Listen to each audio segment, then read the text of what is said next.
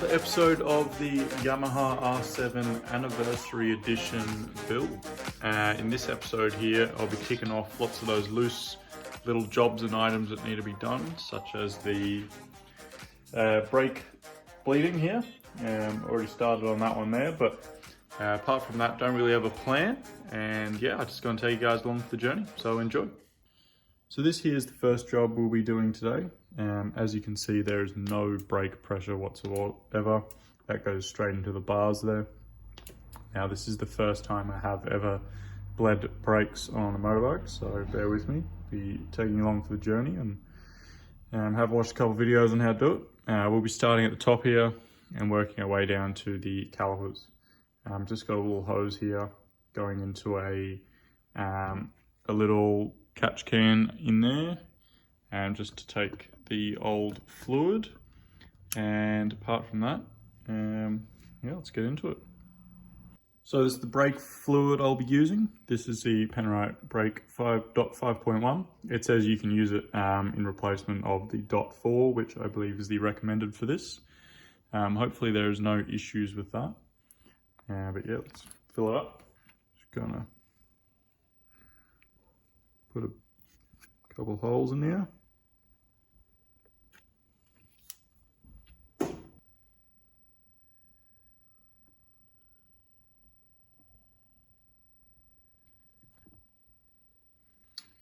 So, I believe is what you do is you pull this in, crack that open, close it off, let it out, pull it in, crack it open, close it off, let it out. So you can see some air bubbles coming out there, which is good.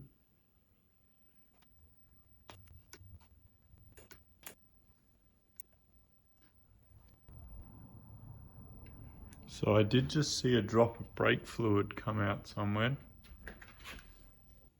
So from what I can see, it's leaking just around this seal here. Just down in there. So I'm not sure if that's normal or not when you crack it open. Can someone in the comments please let me know? If not, it'll be a very expensive fix, because I know this Brembo cylinder is about $770 to replace. I don't know if it's just the seal I'd have to replace. If you can get the seal by itself, I don't know. But fingers crossed it's not a problem. Anyway, let's keep going. I'll keep an eye on it.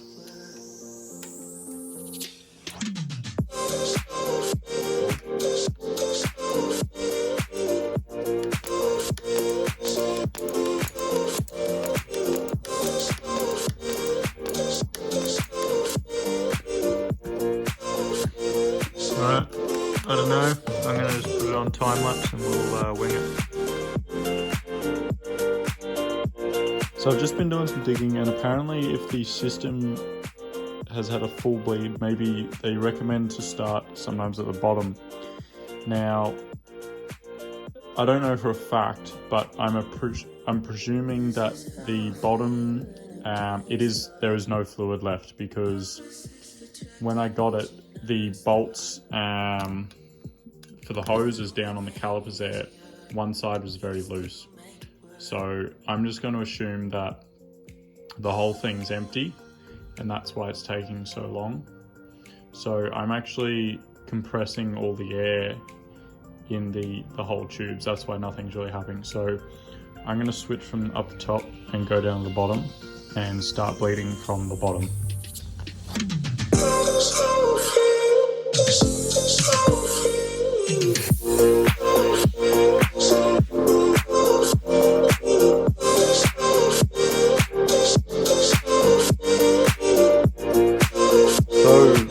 Brakes are all done now, and just took quite a bit of time going back and forward between all of the bleeding valves. There was a lot of air in that one there. The valve on the other side was actually leaking as well. and up here it was actually pretty good. So glad that's all done, and topped the fluid reservoir up as well. And now we're on to the next thing. So it's actually the next day now. Yesterday we did the brakes on the R7, and today I'm going to be doing some fiddly bolts sorting.